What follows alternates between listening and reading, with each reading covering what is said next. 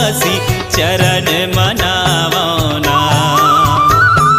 जय हो गुरु घासी घट घट वासी चरण मनावो ना।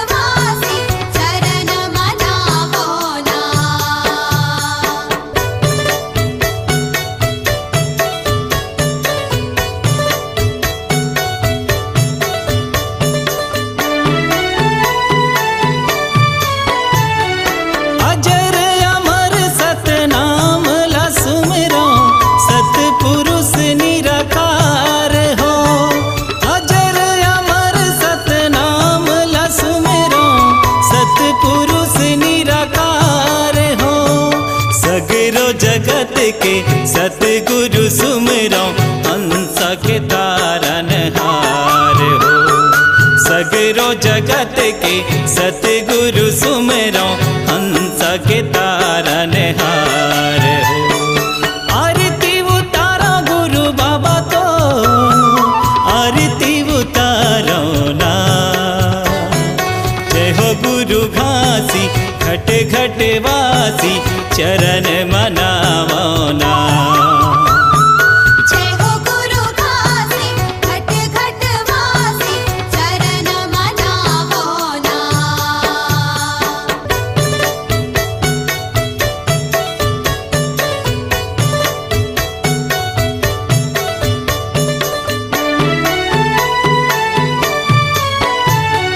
मैं दिन दास गुरुपुर खाला सुमिरो पीता महागुदास हो।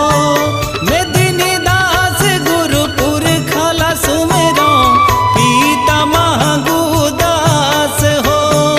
माता यमरौतिन सफुराला सुमिरो हृदय मारे हो बास हो। माता यमरौतिन सफुराला सुमिरो हृदय मारे हो बास हो।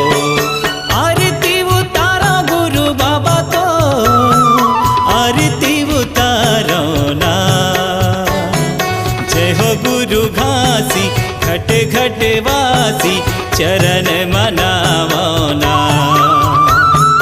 जय हो गुरु घासी घट घट वासी चरण मनावो ना।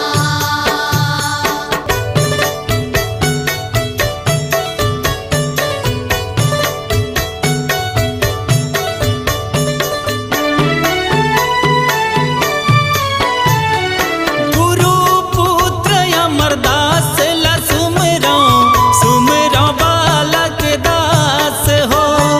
गुरु पुत्र अमरदास ला सुमिरो सुमिरो बालक दास हो। अगर दास अड़गड़ी हाला सुमिरो गुरु वंश विस्तार हो। अगर दास अड़गड़ी हाला सुमिरो गुरु वंश विस्तार हो। आरती उतारा गुरु बाबा तो आरती उतारो ना। जय हो गुरु घासी घट घट वासी चरण मनावो ना। जय हो गुरु घासी घट घट वासी चरण मनावो ना।